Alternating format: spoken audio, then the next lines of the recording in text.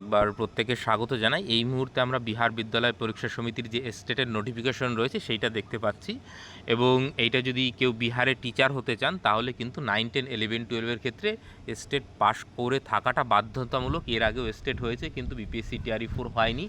আগামীতে যে টিআরই 4 হতে চলেছে এইটাতে যদি পাস করে থাকেন তবেই টিআরই 4-এ বসতে পারবেন। এবং পেপার দুটো হয়, 9, 10-এর জন্য আলাদা, 11, 12-এর জন্য আলাদা।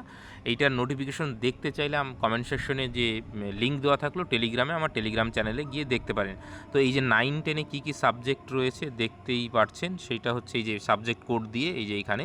তো সেইখানে হিন্দি রয়েছে 1 নম্বরে, এবং ওই সাবজেক্ট বিষয় কোড ডান দিকে দেখুন 101 দেওয়া রয়েছে, উর্দু রয়েছে 102, বাংলা 103।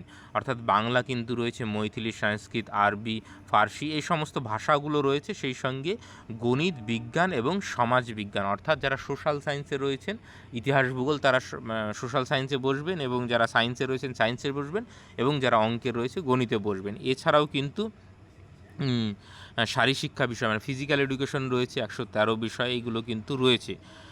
তারপরে সঙ্গীত বিষয়, ললিত কলা বিষয়, নৃত্য বিষয়, এগুলো দেখতেই পাচ্ছেন। তারা যারা বিয়ে করবেন তারা এটা দিতে পারবেন। এবার 11, 12-এর সাবজেক্টগুলো, অনেকগুলো সাবজেক্ট, টোটাল 28টার মতন সাবজেক্টে হয় পরীক্ষা। এর আগের বার হয়েছিল, এখানে 25টার মতন আরও কিছু আছে।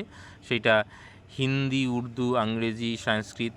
এবার দেখুন আবার একটা বিষয় বলে দিই, এই 9, 10-এর কিন্তু সাবজেক্ট কম্বিনেশন রয়েছে, সবাই কিন্তু বসতে পারবে না। যেমন সোশ্যাল সায়েন্সের ক্ষেত্রে হিস্ট্রি, জিওগ্রাফির মধ্যে যে কোনো একটা অবশ্যই পড়ে থাকতে হবে, এবং হিস্ট্রি, জিওগ্রাফি, পলিটিক্যাল সায়েন্স এবং ইকোনমিক্সের মধ্যে এই চারটের মধ্যে যে কোনো দুটো পড়ে থাকতে হবে। সেটা আমি পরে একটু পরে বুঝিয়ে দিচ্ছি বিষয়টা, কোথা থেকে পাবেন বিষয়টা যদি বুঝতে চান। এইখানে যে সাবজেক্টগুলো রয়েছে আপনারা দেখতেই পাচ্ছেন সাবজেক্ট কোড সহ, সেই সাবজেক্টগুলো কিন্তু পেপার 2 অর্থাৎ 11, 12-এ পরীক্ষা দেওয়ার জন্য বা টিচার হওয়ার জন্য এই পরীক্ষাগুলো দিয়ে পাশ করে থাকতে হবে।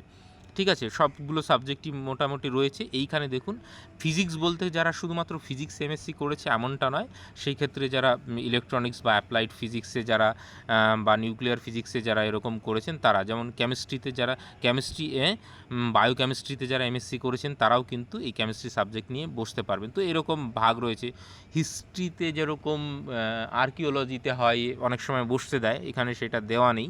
তো যাই হোক, এছাড়া আর এইখানে আপনার টোটাল 150 মার্কের পরীক্ষা হয়, মানে 100 মার্কের সাবজেক্ট এবং 50 মার্কের হচ্ছে আপনার টিচিং অ্যাপটিটিউড সহ জেনারেলের কিছু পোর্শন থাকে ওইখানে।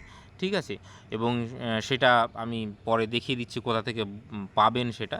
সেই সঙ্গে পাস মার্ক কিন্তু সামান্য বর্গ, অর্থাৎ মানে জেনারেলের জন্য 50%, এই যে দেখতেই পাচ্ছেন এইখানে 50% হচ্ছে আপনাকে পাস মার্ক লাগবে, মানে 150-এর মধ্যে 75 পেয়ে থাকতে হবে। কত টাকা বেতন লাগবে দক্ষিণা, দুটো সাবজেক্ট মানে দুটো পেপার যদি একসঙ্গে দেন তাহলে এখানে 1400 টাকা আপনার লাগবে, এবং যদি একটা পেপার দিতে চান তাহলে কিন্তু আপনার 960 টাকা লাগবে। আগে যা ছিল মোটামুটি তাই কোনো রকম।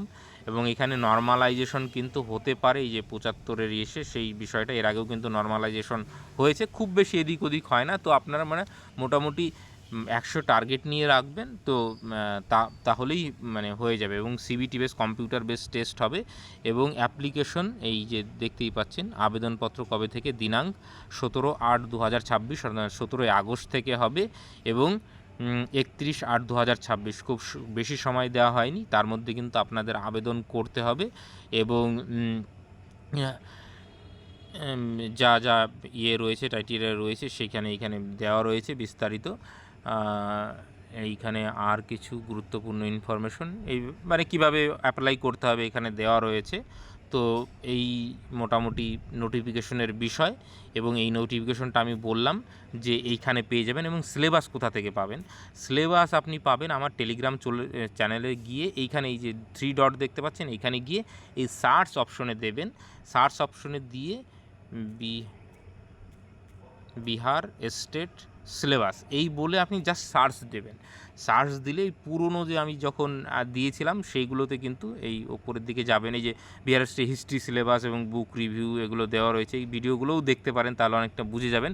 এই যে সোশ্যাল সায়েন্সের সিলেবাস, তার বাংলা ট্রান্সলেশন আমি এখানে দিয়ে রেখেছি, এবং সেটা দেখলেও আপনি বুঝতে পারবেন। বেসিক্যালি এনসিইআরটি বেস তো। এছাড়া এইখানে এই সিলেবাসটা রয়েছে 11, 12-এর, এইখানে টাচ করলে আপনি সিলেবাসটা মানে দেখতে পাবেন যে কী কী সিলেবাস রয়েছে। তো হিস্ট্রির সিলেবাসটা আমি আলাদা করে দিয়েছিলাম তো সেখান থেকে আপনি মানে দেখে নিতে পারেন।